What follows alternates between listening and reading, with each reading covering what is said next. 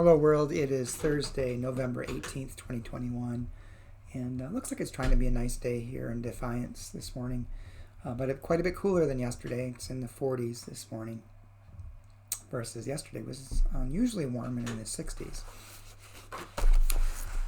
For this morning, the devotion I'll be reading will be taken from the devotional book, Rise Up, Spirituality of Resistance, that was published by the United Church of Christ.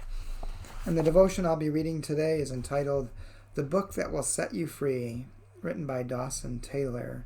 And Dawson bases the devotion upon Psalm 119, verse 106. Your word is a lamp to my feet and a light to my path. And Dawson writes, I will never forget sitting in front of Archbishop Desmond Tutu of South Africa.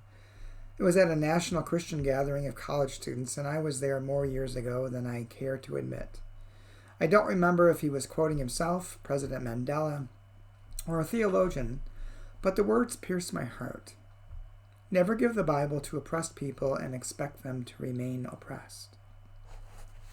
Even as a white male of privilege, I knew something about oppression because at that point in my life, I was also a deeply closeted gay man. I had passages of scriptures hurled at me like stones at Stephen, claiming my life to be incompatible with faith and with God. It may not have pierced my body, but it certainly pierced my soul. But Archbishop Tutu is correct. You cannot give oppressed people the Bible and expect them to remain oppressed, because the texts are filled with these amazing images of a loving God who welcomes children home like a loving parent. There are images of a Christ who gives living water to the thirsty and gives bread to the hungry. There is a God who leads people out of slavery into the freedom of a promised land. So when someone asks me about justice, I simply have to smile and say, be careful what you ask, because I have read the Bible, and you cannot give the Bible to oppressed people and expect them to remain oppressed. I heard that from a good source. And Dawson's prayer.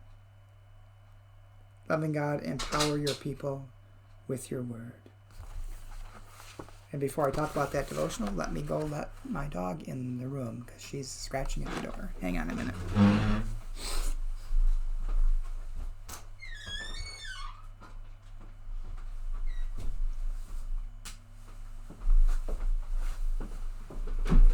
Okay. Well, for me, this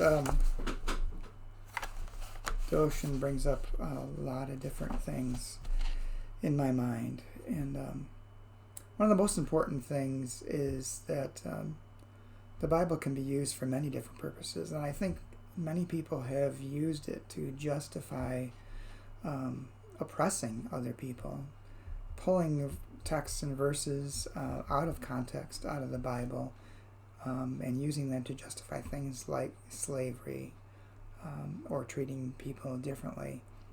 When in fact the overarching message in the Bible is the love of God, the love that God has for all the created. And certainly looking at Jesus' life and his teachings, what the actions he took, the things he taught, how he lived, how he embodied God's presence in the world for the least and the lost, is probably the most important thing that we can take from the Bible. And yet, I think for me, some of Christianity's overt focus simply on salvation in the next life is something that had grown out of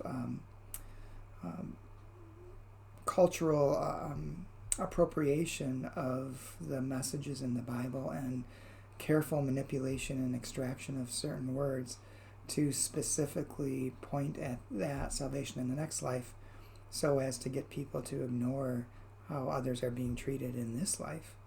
And I don't really think that was ever God's intention, and I really do feel that that was Jesus's work while he was alive, was to call people's attention to that, how Scripture was being misused, or in some cases just not used properly, to establish how we treat one another and how we are in relationship with one another.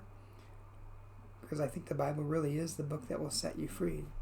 and you can't give it to oppressed people and expect them to remain oppressed.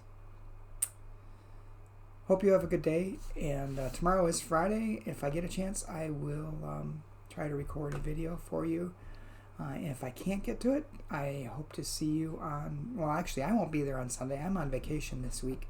Reverend Norm Wasson will be filming the pulpit, and I'll be out of the office all next week, so there won't be any devotionals next week. So if I don't talk to you tomorrow and Saturday, then I will see you in about a week. Take care.